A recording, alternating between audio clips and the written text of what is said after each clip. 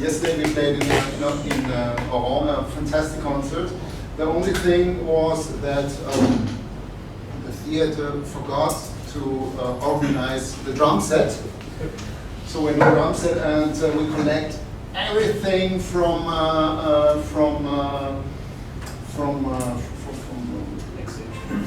backstage, like loose pieces of metal, chairs, wood pieces, and he made a fantastic music out with this. So a few words to this kind of music we're doing. You know, Vienna, around the change of the millennium, was, let's be proud, the capital city in the world of electronic music. Especially for a style entitled downbeat. So mid-tempo, very lounge-like sounds. The most famous artists are perhaps Trude and Dorfmeister, and a scientist, Sophie Surface. So we had an incredible club scene, all electronic, and pardon? The whole package. Yeah. And Oliver and me and another drummer, at the time we formed our first band, a trio, with a double bass. Oliver normally plays the abrite double bass, me on the saxophone, and drummer called Alex Deutsch on the drum set. And we tried to copy the electronic music. And at that time, it was for the audience something completely new because they knew danceable music only from the turntables, only from the DJs. And the concept is that all we do is completely improvised, but we try to give it a structure, a form, finding melodies, finding refrain, refrains, verses, interlude parts, and this all of this happens really in real time. Yeah. So absolutely no idea what will be the next piece or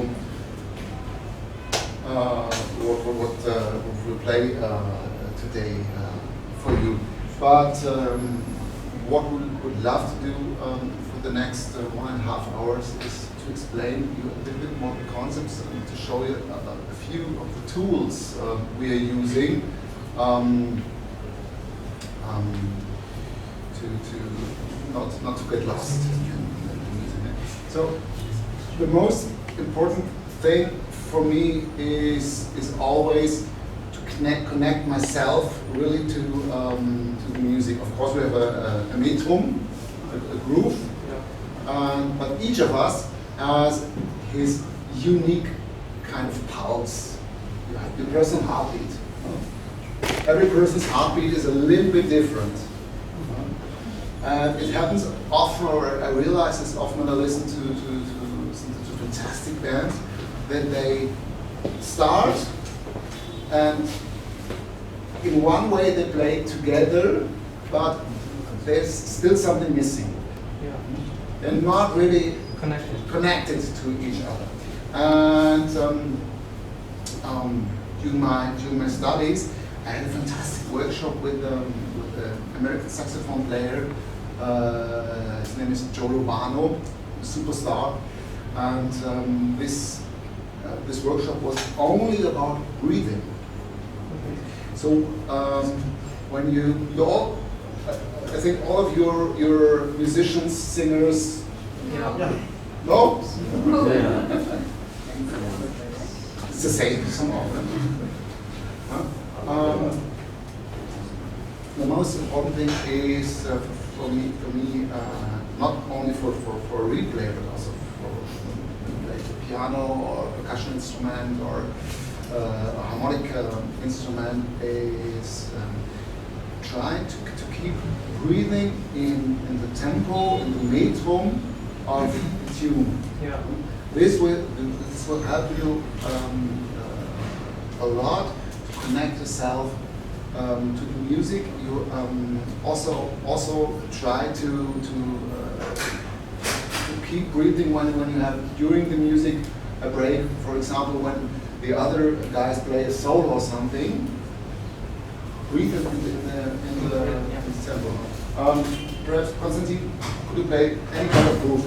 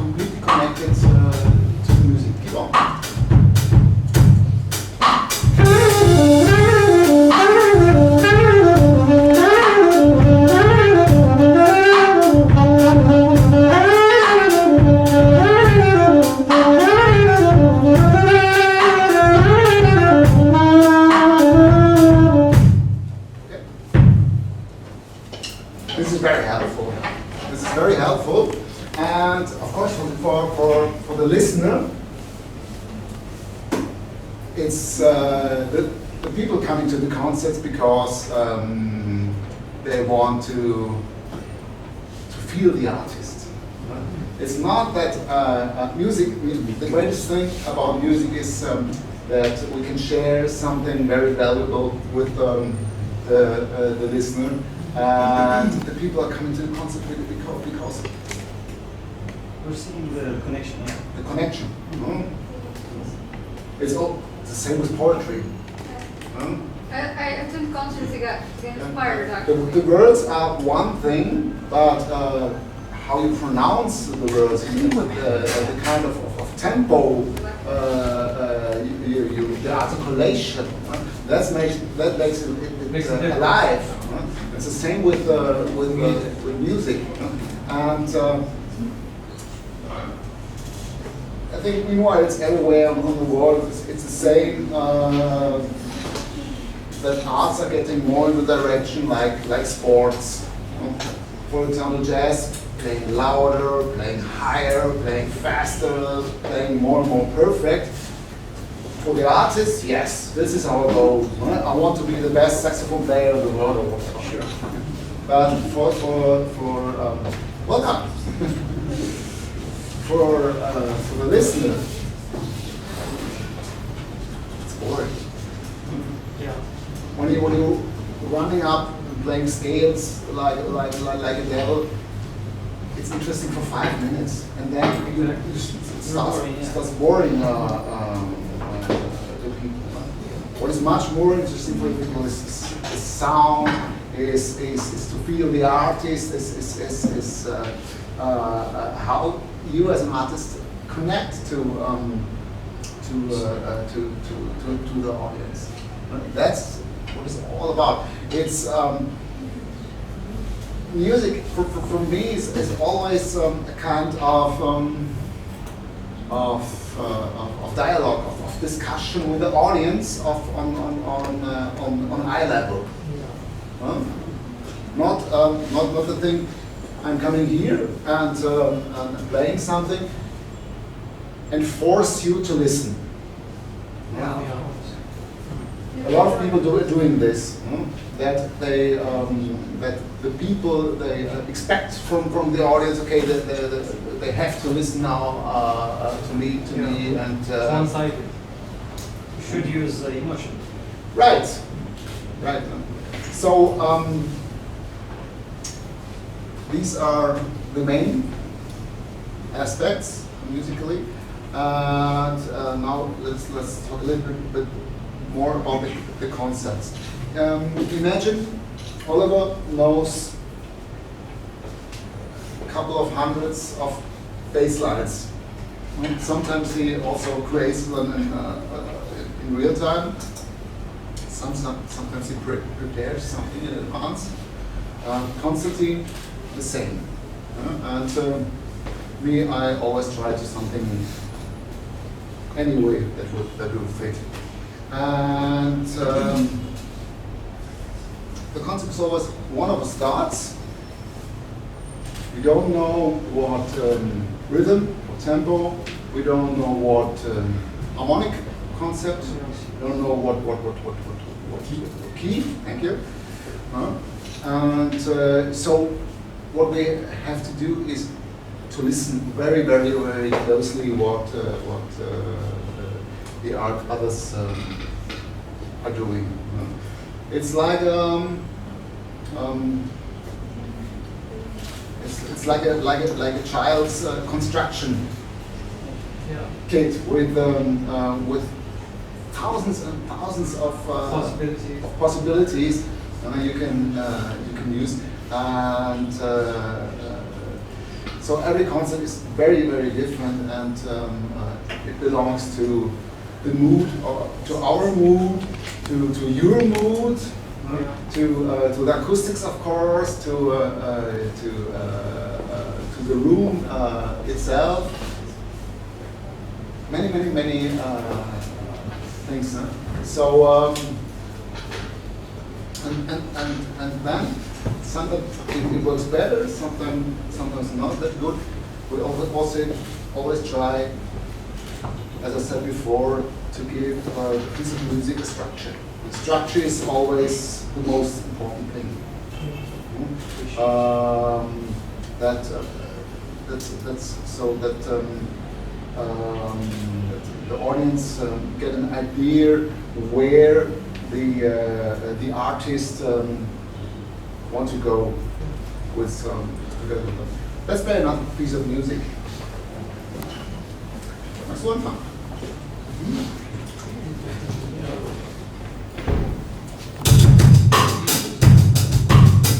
Also try this now with breathing in tempo. Also for the audience, very, very helpful.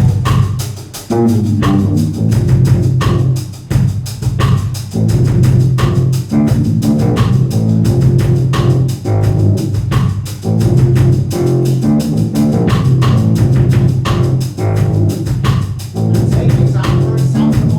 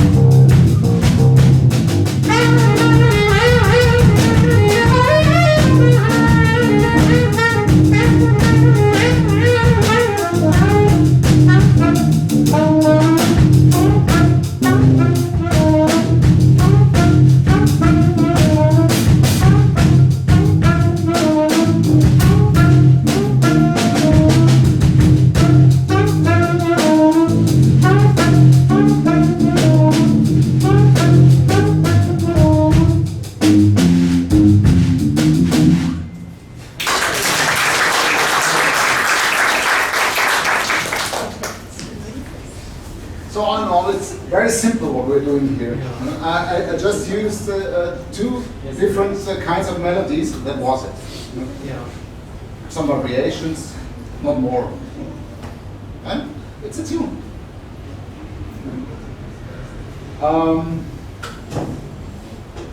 So it's always about this thing, breathing, listening very closely. And another thing where we put focus on is the whole concept. Of course, the drums is a rhythmic instrument, bass is a harmonic rhythmic instrument. This one, by the way, if you don't know this kind of saxophone, it's a normal soprano saxophone. Normally they're straight. The curved ones sound a little bit more like a saxophone. Okay. The straight ones sound a little bit more like an oboe. That's the same sound. And normally this is a melody instrument, and I try to use it in this context a lot for playing rhythms. Listening very close to what's going on on the drums. So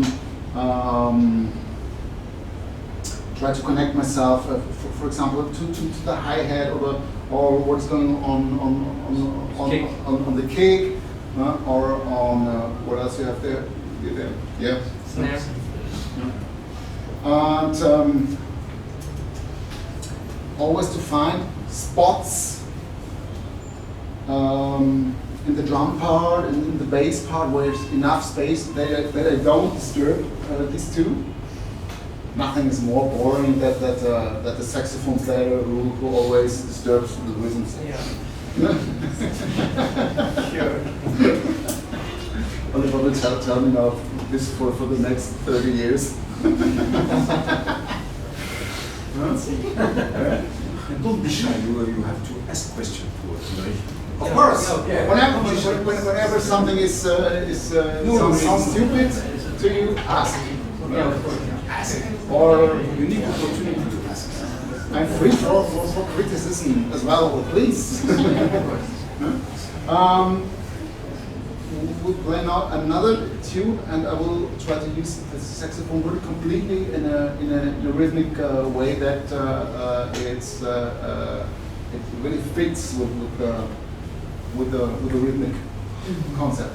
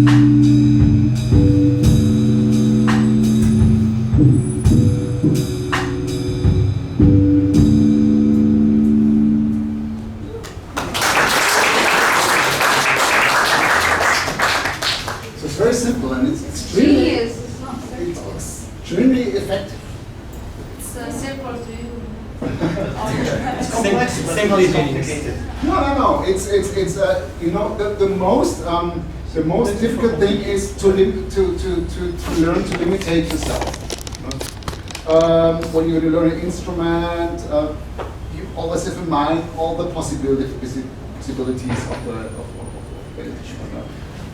the range.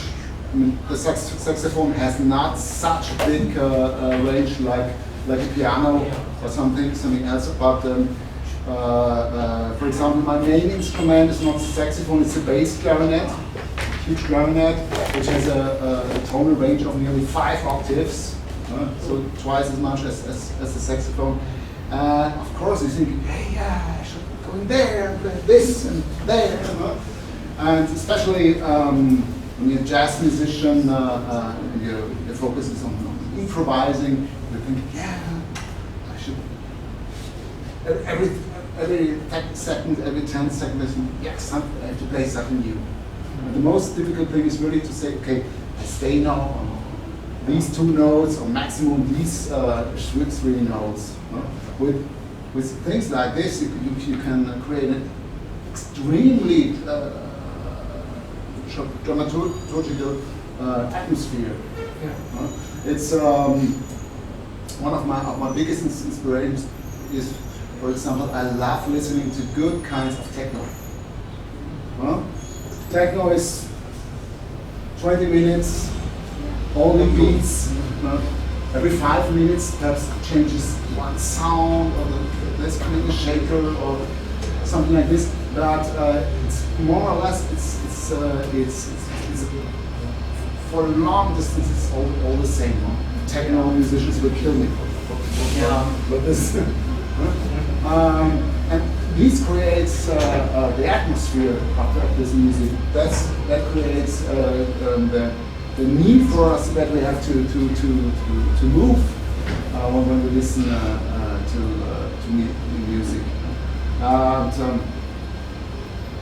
This is a big part and concept.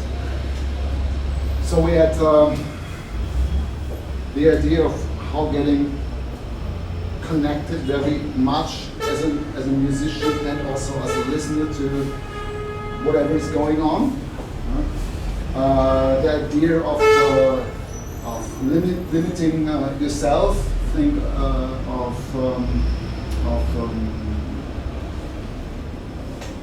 using the instruments, not only perhaps the saxophone, perhaps only the bass or the drums, in an unusual way. For me, in a more rhythmical way instead of melodic way. The most important thing is, of course, the sound, because the sound, the band sound at all, and the instruments, unique sounds as well. The sound is the carrier for the emotion. You must listen twice. You always hear the complete thing. So of course, if you can concentrate on sound or the rhythm or the whole thing, but normally the normal listener listens to everything. Yes. All the time. It's the same with poetry. When somebody has a nice voice, you enjoy to listen to him or her. When somebody has a harsh voice, you can read the most beautiful lyrics. It's not joyful. Yes. It's hard to enjoy. And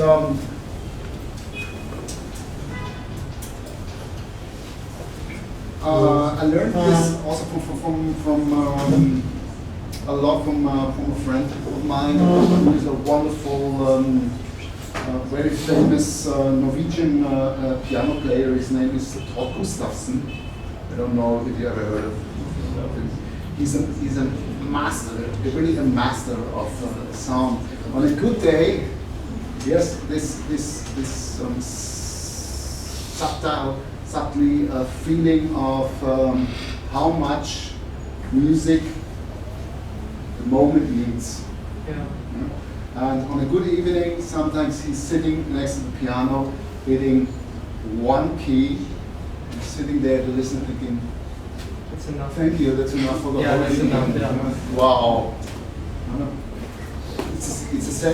Often this feeling where when I'm listening, for example, to I used to listen a lot to Sufi music, classical Persian music, which is very strong. Also African music as well. You have this. You have it comes from your history. You have this big awareness about sound, which is completely different than the way we learn it in our countries. Our focus is much more on mastering the harmonic, the rhythmic concepts, the artistry. It's more structured. It's more structured, Yeah. you know? And but at the end, it's all about sound. My family, they're not used to listen to jazz or classical music at all. But I have a lot of discussions with my kids and my wife. For example, my wife is the biggest Depeche Mode fan. You know Depeche Mode? No? Yes? Yes, Depeche Mode. They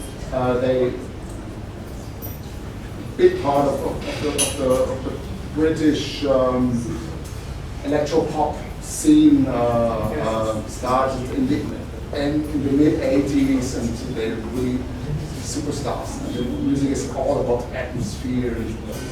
It's really fantastic. And when we talk about music and ask you, hey, why do you like this? Perhaps why do you like Depeche Mode?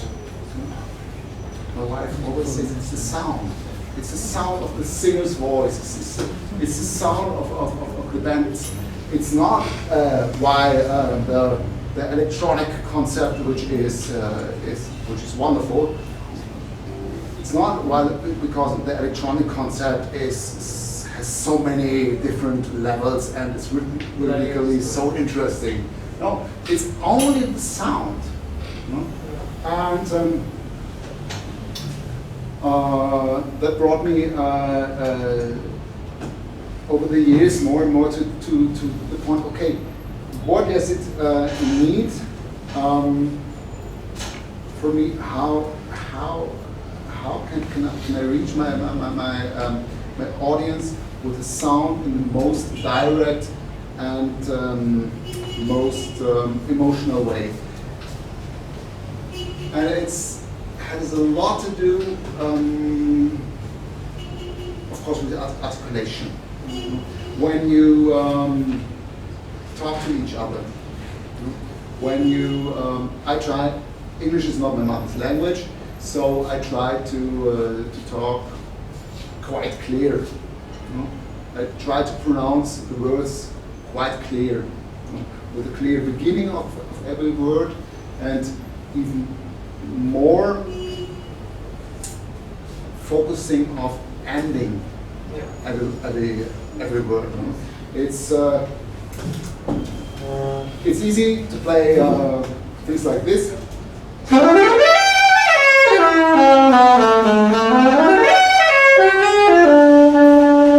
A lot of information, completely unnecessary, because the notes have no clear articulation. But It's the way. yeah.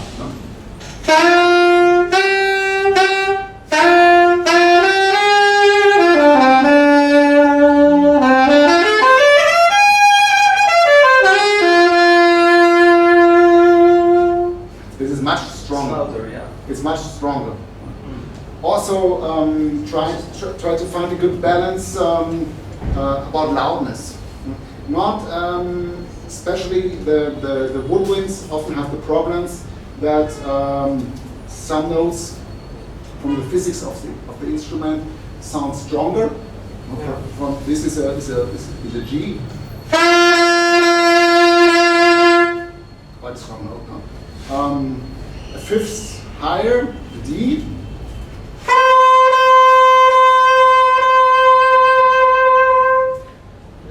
It has less present. Yeah. It's loud, but it has a more airy character than.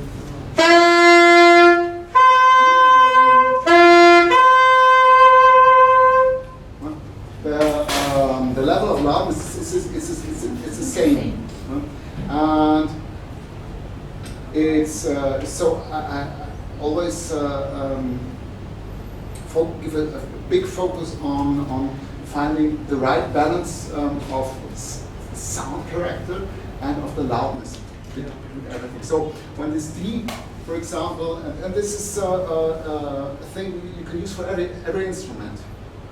When I know that my D sounds a little bit weaker, less strong than the G, of course I give a little bit more focus on the D, or I try to perhaps play a little bit with a little bit more body.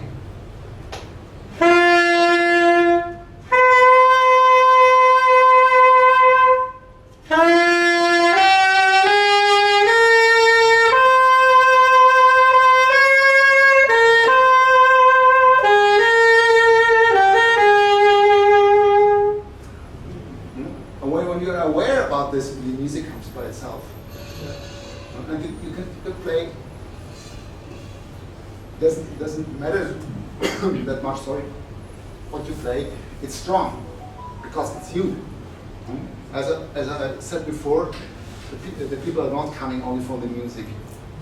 They're coming to connect to you as an artist, as a singer, a musician, or a poetryist, or a dancer. Yeah. Who of you have instruments with them? Yes, the piano. I have a violin. We have a keyboard here. Do we have an amplification for this keyboard? Do we have an amplification for this keyboard? To plug the keyboard? Yeah. Yes. I have a violin. A violin. Yeah. Wonderful. Sorry. Yeah, please. Okay. Anybody else? The girl is this a little bit shy, but she brings her instrument. That's Et the tu peux aller. Vraiment, je ne vois pas pourquoi vas-y, il faut y aller. Even, même si, le jazz c'est toutes les musiques. Voilà, c'est la programmation. Ouais. Tu sais qu'on a fait du jazz mal piano, avec tout. Tout est jazz. Vas-y. C'est maintenant jamais.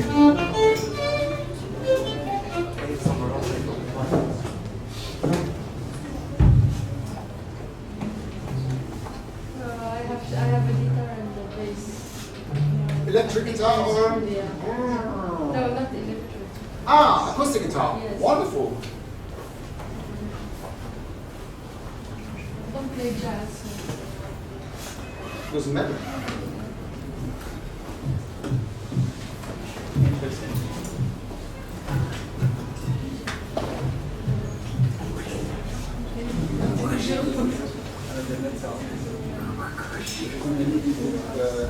You need a chair? This is yours?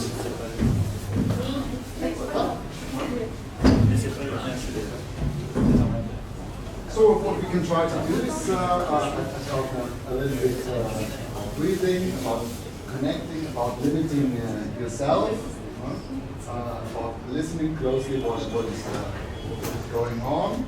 I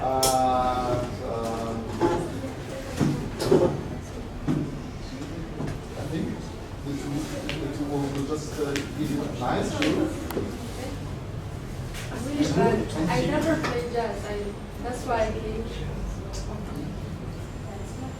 Just play and enjoy yourself. That's the most important thing. It's gonna be hard to play like different stuff.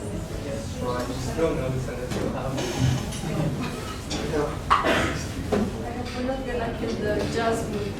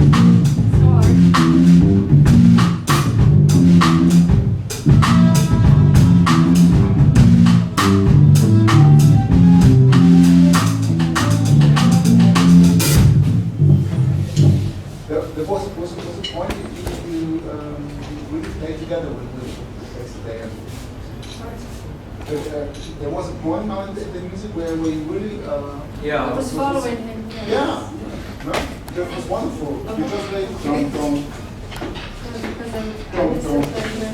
Yeah, but that's it. And the only thing is to play with a little bit more south consequence. You can be a little bit more proud. I can't watch. I wasn't supposed to play, so that's why. So it's a G minor mode.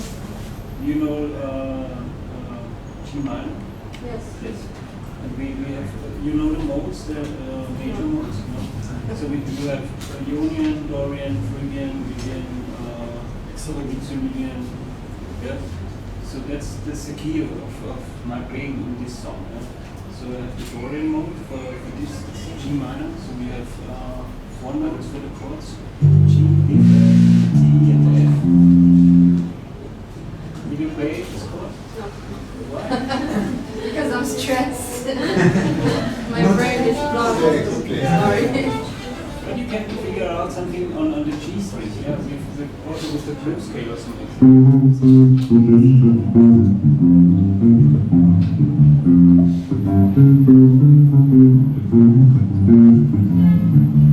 Something like this. So it's a pentatonic thing, a minor pentatonic. I can give them No. a Can I do it?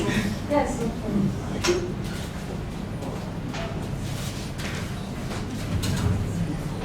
And what you played on the violin was very nice. Thank you. I have problem with keeping my improvisation structure. It can be like too random. I try to give it a little bit of structure so I don't go too far, but I have problem giving it structure. That's the thing we talked about. Yeah. Finding a way to limit yourself, that you don't get stressed because you think, okay, you have to be the next superstar. Yeah, of course. Otherwise, the superstar on the body.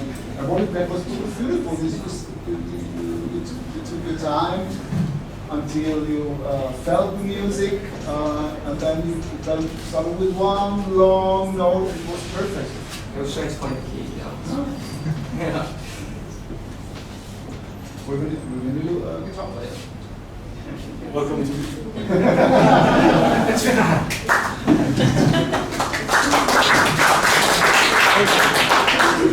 I still haven't started playing. So we're in German. If you like, we do it German.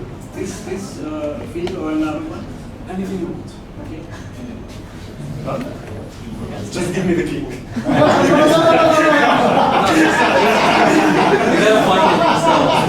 It's alright. Make it a little bit more difficult. Yeah, try. Yes, let's do G minor. So if we are already.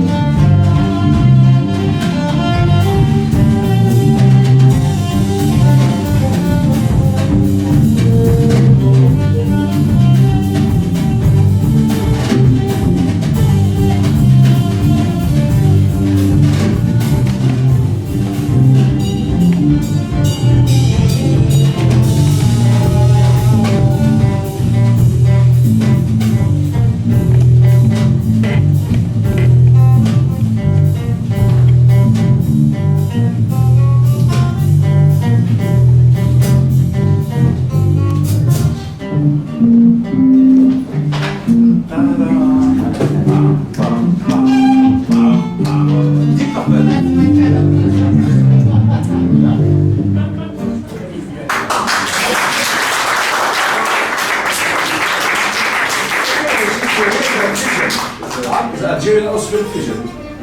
It is. Yeah. Thank you. That's it.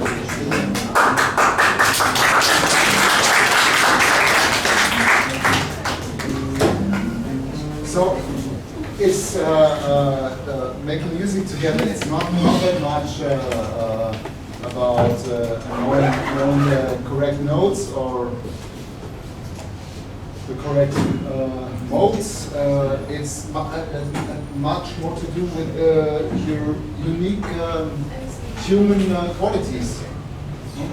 Some of us are more introverted. Some of us are more extroverted. And always try find a mentally and emotionally way that you feel comfortable. That's the most important thing, and this takes time. That's why I always say to when I give workshops or when I'm teaching. The students start listening to the music, breathe. You don't have to start right in time together with the music. It comes with practicing. And of course it takes time, weeks, months, years to learn to focus on the really few necessary aspects of music. Learn to limit yourself. Today, for me, here in this wonderful room, the acoustic is fantastic. People are very nice. It's easy.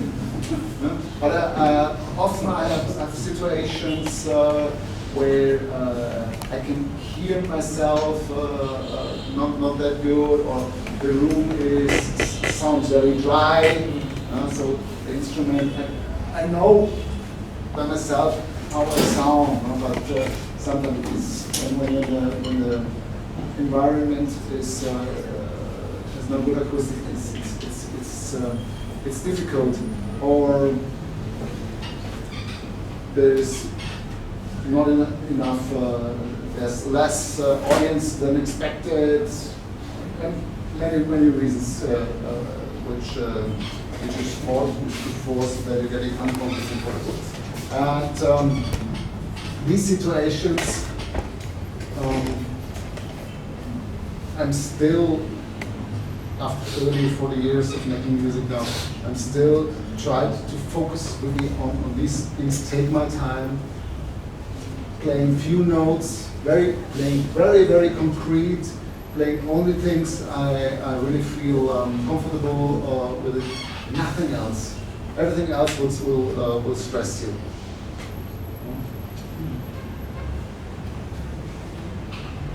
And on the other hand, by the way, it's only music. Nothing happens when you play a wrong note. That's not the end of the world. So I talked a lot. Any questions so far? Yes, please. Obviously, I'm not a musician, so I have one question. Just like trying to relate poetry into music in terms like when you start writing, you certainly have a certain muse yourself. Like it's a memory, traumatizing thing, whatever it is that you write about.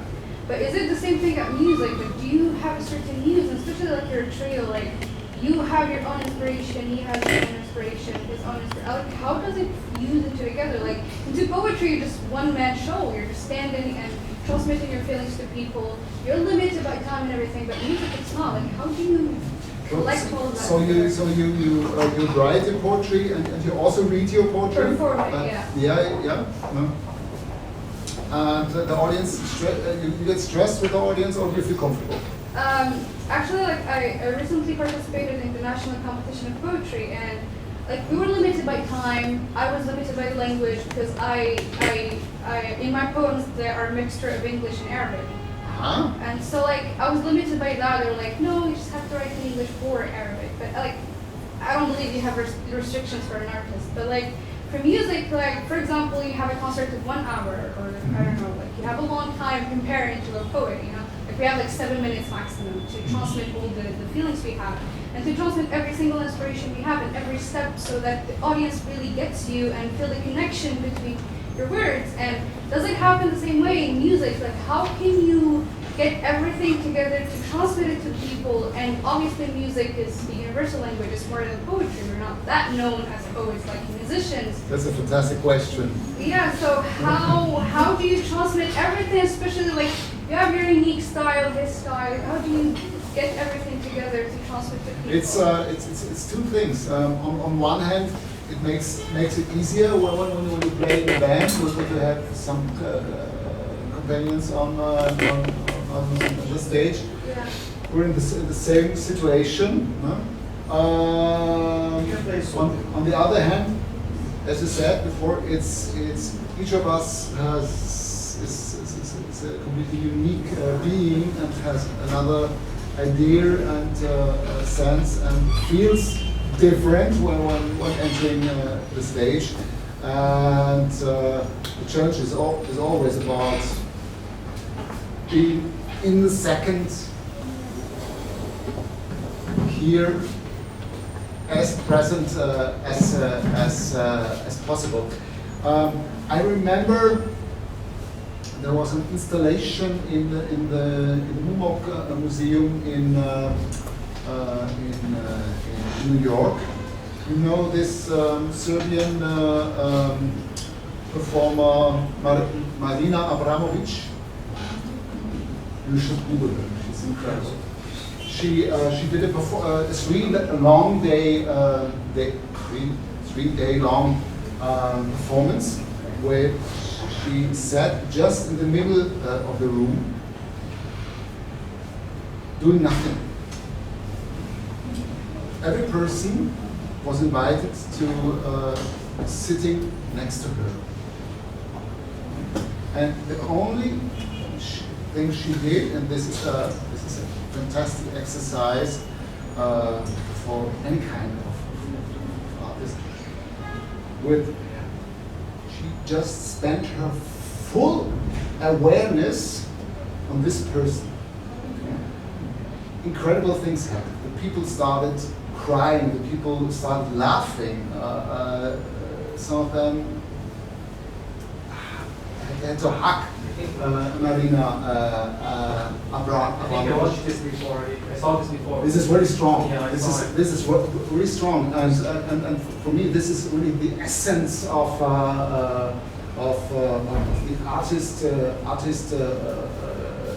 way of presence on a stage. So I think is people don't expect anything from you. No? So everything that helps you to feel comfortable reading your lyrics, your poems, poetry in front of people, everything helps keep you relaxed. Could be yoga or mental training or whatever. Could be an idea. I enjoyed very much just when we had sound after sound check, spending some time of my own on the stage, just sitting there and feeling the atmosphere of the room. Fuse with the atmosphere, yeah. There is no concrete help or idea doesn't exist, no? Because everybody has this very, very unique approach. Another thing perhaps that could help is, as I started before, everybody has his very own pulse. And when I'm feeling that I find a way where I get really connected to the music, playing gets very, very easy. And this has a lot to do for example, with my heartbeat, or with the way I breathe on stage. And I think what reading has also a lot to do with, of course, articulation, with finding the right rhythm, the right tempo, the right pulse, the right dramaturgy. Well, a lot of things happen there. And the secret is that in any kind of situation, you will be able to develop your own kind of pulse. This is a lifelong journey, and it will change every day, because every day you're in another mood. And it's a lot about just expecting, okay, today I'm a little bit stressed, or when you feel good, when you have a good day, it's easier. Standing in front of people and enjoying yourself. When you have not so good day, or you realize, hey, the audience is not interested in me, it's in the second stressful situation. And things like these try to breathe in a comfortable tempo, or just listen to your heartbeat, and never be shy. Never be shy. Also, these two notes you played before, they were beautiful. It's the only thing is be proud on what you're doing. The people, as I said before, of course, technique is fantastic for a while, but a strong note and a person who's sitting on the stage and enjoying him or herself, that's the most important thing. When, as a listener in the audience, when the audience realizes you on the stage, you have a good time, and you would love to share this good time with the audience. This is the red carpet for you as an artist. So never be shy. There was this fantastic saxophone player who died a couple of weeks ago, Wayne Shorter, one of the American jazz icons. And he said, one of his main sentences was, "There is no wrong note." You can play the craziest stuff, or just one note. If you play completely aware, self-confident, proud, this could be a big wow. Just before I told you about this friend of mine, this Norwegian piano player. Creating an atmosphere on a piano is not that easy. For those of you who play piano, because you cannot. The sound is in the instrument. It's very difficult to differ the dynamics. Synchronization. Yeah. It's very, very difficult. But there are people on Earth who are available.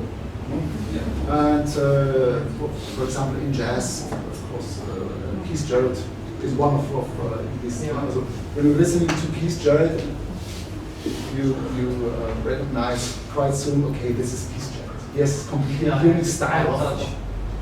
Completely unique touch. And Google this guy Todd Gustafsson. Todd, T-O-R-D, that's first name, and then Gustafsson with an E, not an O. Todd Gustafsson. Gustafsson, yeah. It's G-U-S-T-A-V-E-N.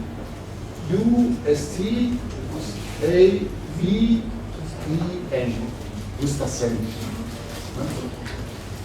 He's a master of touching the piano in the most subtly way you can imagine.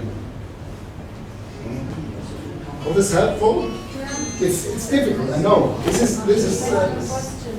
Yes, please. Actually, I started to develop interest in jazz last year, and is it normal that it sounds very like there are all wrong notes? Of course. Yeah, it's not normal. Yeah. You know, of course, you have in jazz, in all kinds of jazz, you have a lot of freedom, rhythmically, melodically, harmonically, and each jazz musician has another approach. My focus is I'm not that thinking as much about the right harmonics or the right notes. I focus a lot just on the sound and on emotional. That the song is emotional, and that I play the note, try to play the note really at the right point. I'm not that much interested to play extremely demanding harmonic stuff. The challenge in jazz, that's the biggest difference between pop music and jazz is in pop music, the structures It's well defined in that structure. quite well defined. For the listener, it's easier to listen because the rhythm is more or less keeps more or less the same. The bass line keeps more or less the same. You have mostly have a singer, a vocalist with the text, with the story. That's the reason why people prefer listening to vocalists instead of instrumentalists, because the story is more obvious.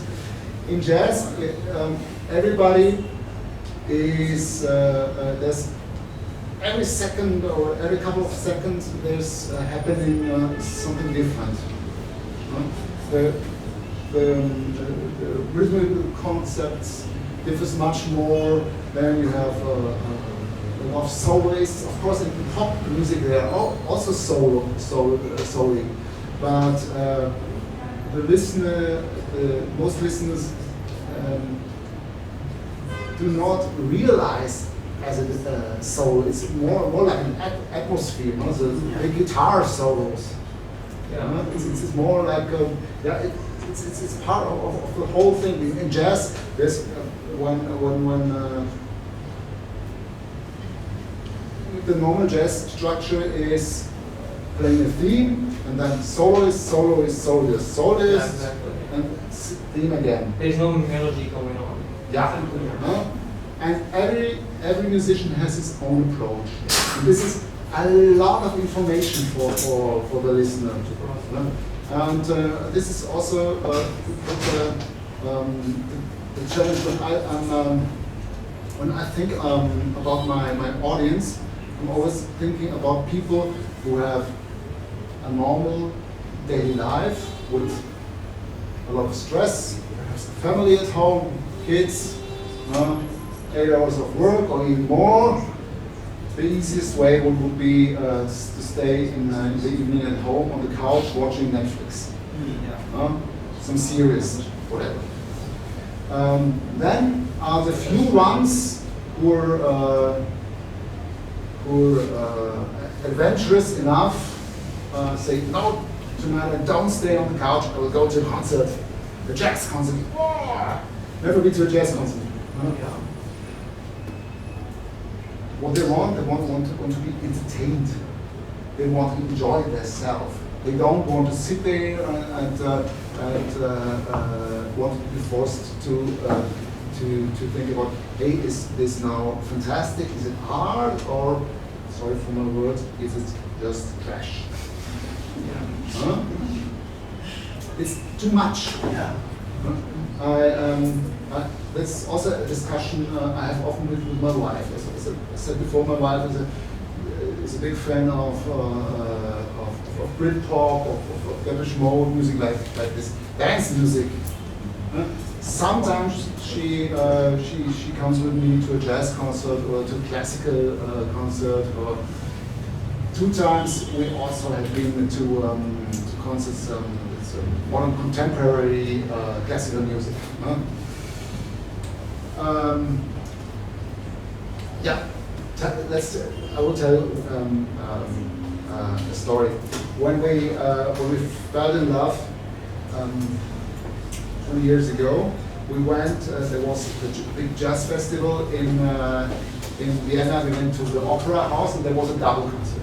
The first set was this guy I talked about before, Wayne Shorter, fantastic saxophone player. His music is not easy to listen to. And my wife never before had listened to jazz. And the band started, incredible atmosphere, very strange music. And she was sitting there, I don't know what is going on there, but it's so strong that my head shivering. Yes, shivering. So it was a then an hour set, then break. Second set, there was an all-star band of sure you know Herbie Hancock. There was another fantastic saxophone player who already died 15 years ago, Michael Brecker, superstar saxophone player, and famous trumpet player Roy Hargrove. And they played, this was a tribute to John Coltrane's and Miles Davis music. And they played fantastic. And they played and played and played and played, and it was boring. We left after 20 minutes. Because it was only showing up the technical abilities. No art. It was art. Not really. But only in a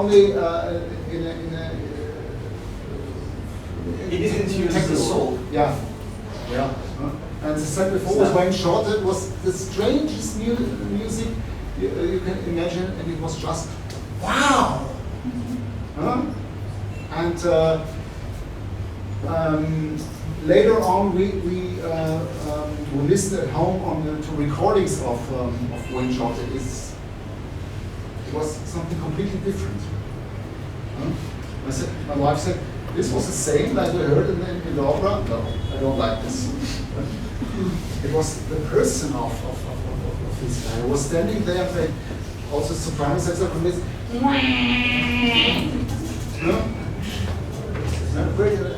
And ugly, not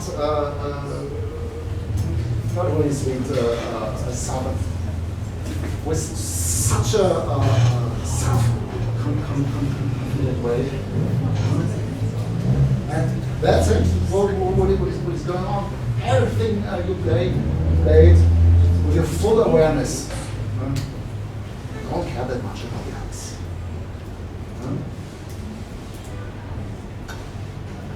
Any more questions? Yes, please. Bit of a technical question. One thing that is really important in improvisation as a solo musician is coming up with motifs. Yeah. Which is something that you've been doing in everything you've been playing today. And very great motifs, by the way. And the question is, what do you think when you're about to come up with them? Do you just do it with feeling? Do you just are you thinking, I'm going to play arpeggio? When you start thinking while playing, you're lost. Yeah, You have no time for thinking. You have to make a decision, and something is the right decision, something is the wrong decision. That's it. When you realize it's the wrong decision, well, another one. Take the time. Sometimes it happens. We start playing, and I realize, the band is not together, or the tune is too slow or too soft. what I'm doing is on the stage in front, sometimes of a few hundred people, stopping the tune, starting again. This is not the end of the world. The most terrible thing on stage that could happen is when you realize that the music doesn't work at all, and you try to fix it on stage while playing. This it doesn't work at all. That's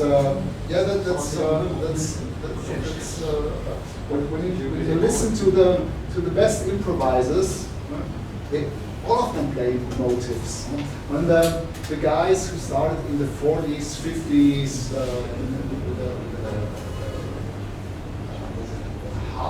the harp players, perhaps you know the saxophone player, Sonny Rollins. Sonny Rollins, he's still alive.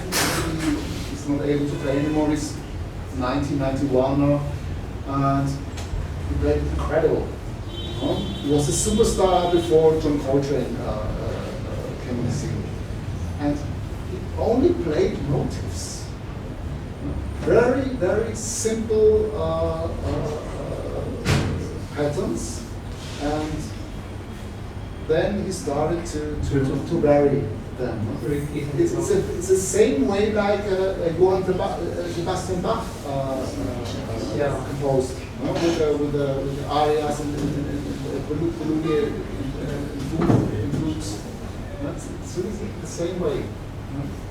Thinking easy.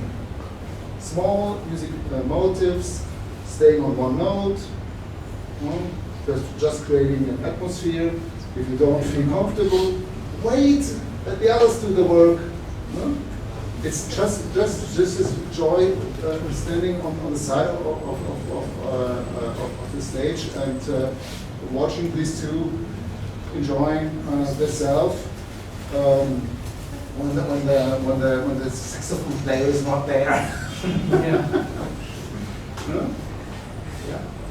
Any more questions? Yes, please. Tell me, how do you play Fly Me to the Moon in your style? Fly Me to the Moon. Oh. Oliver and me, we had when we met for the first time, we played in a restaurant. I think every 2 weeks we did this. We played a kind of jazz brunch, and we played hundreds and hundreds of jazz tunes. Standards. I forgot them all. Meanwhile, Fly Me to the Moon. This way, I play it.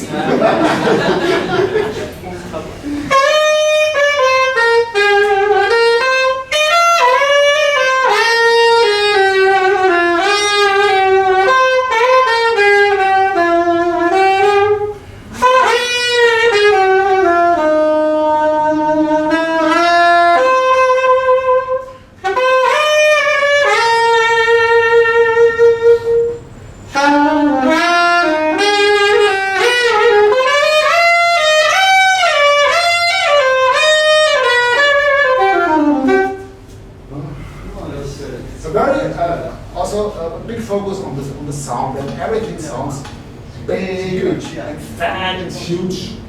I try to that helps me a lot when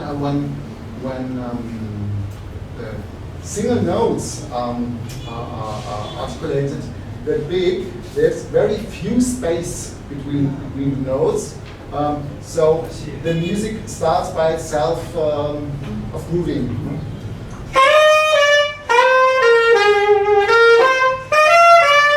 Instead of, then it could be that you play the note too late or too early. When there's a lot of play, you play. When I play like this.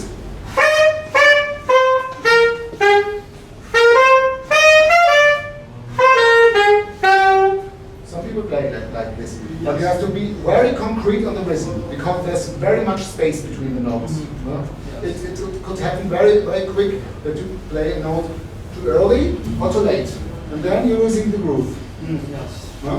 But when you play every note with a lot of awareness,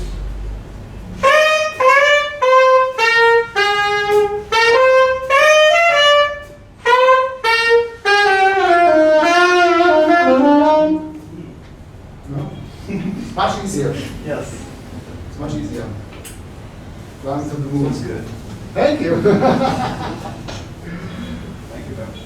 Anything else? I have another one. Yes, please. I attended like a jazz concert. It was like 2 months ago here, and the girl, she played the flute with it, Yeah. with the jazz. Like, it was pretty, but at the end she was naming every piece. Like before she started the piece, she called it sarhatul ard. In Arabic, it means the shout of the earth. And then she played a piece, and we could completely rely to the title she gave. Like it was related to what she said. It's just music, and you could feel it. Like, do you do the same sometimes? Do you name your pieces and then you play around them, or no? So with this band, it's easy because we're just improvising. So the pieces has no name. No, I did this. In the past, until I realized this kills the atmosphere of the concert, the dramaturgy. Meanwhile, I just say hello at the beginning, or we play one song, then I say hello to the audience, then we play our set. And sometimes when it's a concert with just one set, we play 70 minutes, something like this. When it's a concert with 2 sets, we play normally twice 40 minutes. And I just do announcement at the beginning and at the end. And in between, it's only music. And if somebody is interested in the titles, he or she can ask me after the concert. This happens. Most people are. They don't care for the titles of the team. Anything else? Yeah. Yes. Being a violin player, I do a lot of solos and improvisation. I would like to know, how do you find the correct balance between going on some kind of structured improvisation, or like going like completely like improvise, like 100%, like you go with chaos, something like that, or like how do you keep balance between structure and keeping it free and wild? Limit yourself. Well, It's the thing I'm talking all the time today. Limit yourself. And then, when you go like improvise, sometimes it just goes too abstract, like it kind of stops making sense, yeah. and you just go way beyond what's Yeah, going but on. that's the way. I feel like I'm like going away with it. That's the way you learn it. Normally on the university we have these books full of jazz patterns, phrases, scales, etc., etc. We practice this, but you never use this stuff in the way you practice it in the concert. Yeah, no, Never of course, ever. yeah, of course. No, it's just to train your ear. Muscle. It's a lot about hearing. Yeah, When you available to hear what you would love to play in advance before you play it, then nothing will happen. It's this is a way to learn. So you practice all this boring stuff, and then you forgot it. But the things which are very important for you, you will keep it in the awareness, very, very deep somewhere there. No? And sometimes something will shine up. And the more and more you play, the more and more you listen, you will create your own vocabulary of sounds, of patterns, phrases, rhythmic patterns. Okay. I had a problem on the university. Probably we learned a lot of straight ahead jazz, harpo bebop, and yes, I wanted to master it, playing like Sonny Rollins or John Coltrane, and I failed all the time. And it took me years to realize the reason. The reason was on the university, I always tried to be somebody else, not myself. That I just wanted to do it like I was thinking, okay, my professors, my teachers want this from me. And in 5 or 6 years after finishing the university, I realized, hey, I'm listening by myself, I'm listening to completely different kinds of music that I try to master. It's not me. It's not me. It took me years, and nobody told me this on the university. When I realized this, my completely musical approach started to change. Often it helps when I listen to other saxophone players, piano players, and I realize, wow, it's incredible what they're playing, and I would love to play this as well. And I know in the second I never will be able, because it's not part of my person. So don't try. This is really difficult. You will struggle with this your whole life, because each of us is so much influenced by the environment, by other people, by their opinions. So they think, oh yes, he's right, she's right, and never learned us to listen ourselves. That's why we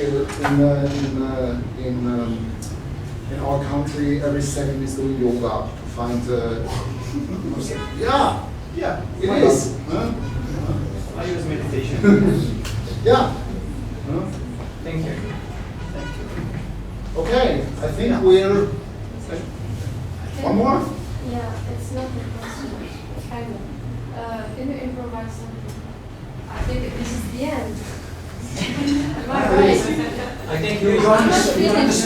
understood. No, I'm not finished. No, sorry. Okay. Yes, please. This is the end of your show. Yes. Masterclass. Yep. So, can you improvise something? Only me or the band? No, I have to replace your drummer for 2 minutes. You play something and I follow you. Okay. If Okay. you don't So mind. I should start. Okay. Can I take your place for 2 You will minutes? have to play. Yes? You Can can you play take your your place place? on the drums. Thank you.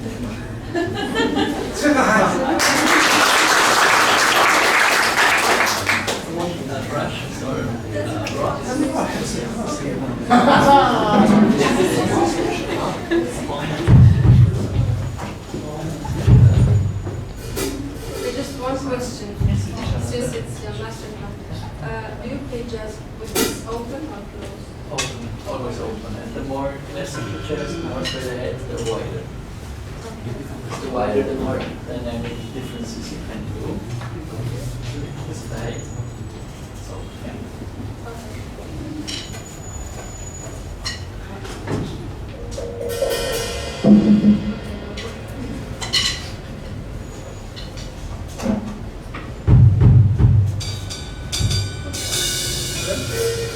No.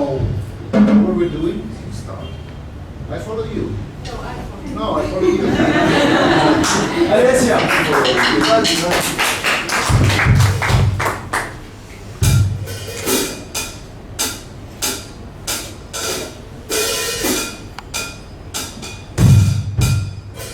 I'm glad it's something simple. Please play.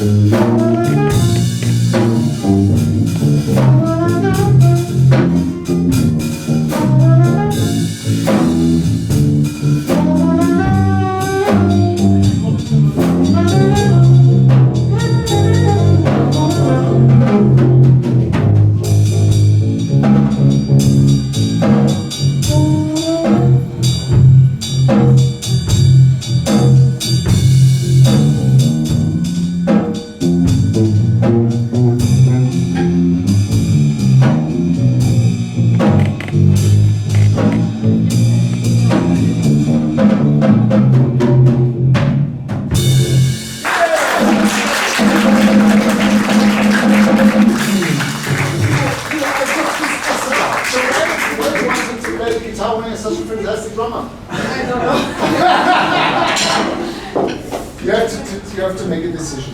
Not today. That's why I came here for advice. Thank you. So I think we're coming to the end. Thank you for coming. Hope there was something helpful, thankful we talked about. If not, no? Tomorrow we will have a concert. I don't know in which theater we are. So would be great if some of you have time to join us. What else? Yes, of course. After the workshop, always comes the advertising part. I have these old, beautiful things with me called CDs from a former century. So I think I have 10 or something with me. If anyone is interested, I was told 500 dinar is okay. And proceed. Just ask me. So thank you, and thank you for the invitation. It was a pleasure. Thank you for your experience. You do my best, and hope to see you tomorrow, and also in the future. I would love to come back much more to the country. It's such a pleasure. And not to wait again 10 years. Thank you.